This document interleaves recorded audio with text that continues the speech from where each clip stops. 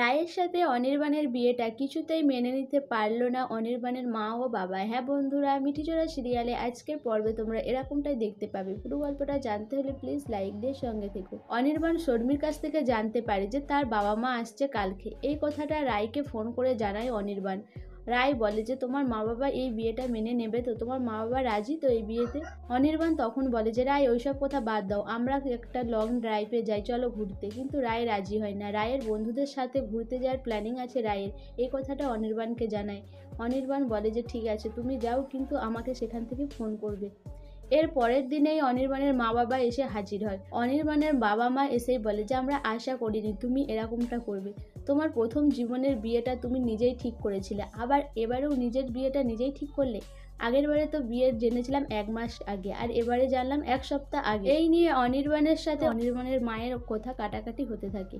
অনির্বাণের মা বলে যে আগের বারে কোয়েল নয় তোমার সাথে বিয়ে হয়েছিল ঠিক আছে, কিন্তু এবারে যাকে বিয়ে করতে চলেছো সে নাকি একজন দুশ্চরিত্রা মেয়ে, আর তার সাথে তুমি বিয়ে ঠিক করেছো, আর একটা মিডিল ক্লাস মেয়ের সাথে বিয়ে ঠিক করলে, আর আমাদের কোনো অনুমতিও নিলে না। তখন অনির্বাণ জানায় যে আমি একজন প্রাপ্তবয়স্ক মানুষ, আর আমরা দুজনকে ভালোবেসেছি, আর নিজেদের সিদ্ধান্ত নিজেরাই নিয়েছি। এটা নিয়ে আমি বাইরের কারোর সাথে কোনো কথা বলতে চাই না।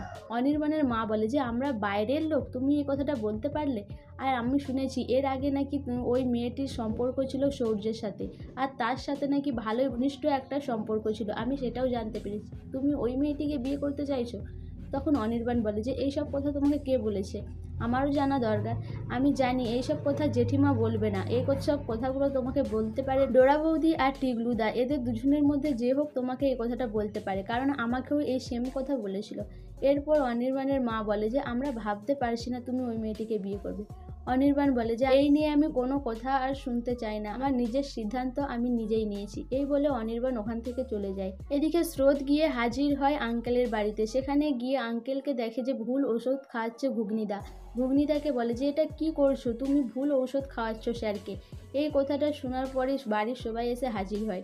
সার্থক বলে যে এই ভুল ওষুধটা কি করে খাওয়াচ্ছিলে তুমি বাবাকে, আর তুমি এখানে রোজে সেজেগুজে কি করতে আসো? তুমি যদি কোনো কাজেই না লাগবে তাহলে আসার তো তোমার এখানে দরকার নেই। তুমি যাও, আমার চোখের সামনে থেকে দূর হয়ে যাও। এরপরে সার্থকের বাবা বলে যে কি বললি তুই? তখন স্রোত বলে যে আঙ্কেল তুমি শান্ত হও, তোমার শরীর খুব খারাপ, তুমি এইভাবে উত্তেজিত হইও না। এরপরেই সার্থকের বাবা উঠে আসে। তখন সার্থক বলে যে কেন তুমি উঠছো, তোমার তো শরীর খারাপ, তুমি শুয়ে পড়ো। আর আমি তো ওকে বলছি, তুমি কেন এইভাবে উত্তেজিত হচ্ছ? তখনই সার্থকের বাবা বলে একদম নিজের মুখটা বন্ধ রাখো, তুমি এইভাবে কথা বলতে পারো না স্রোতের সাথে।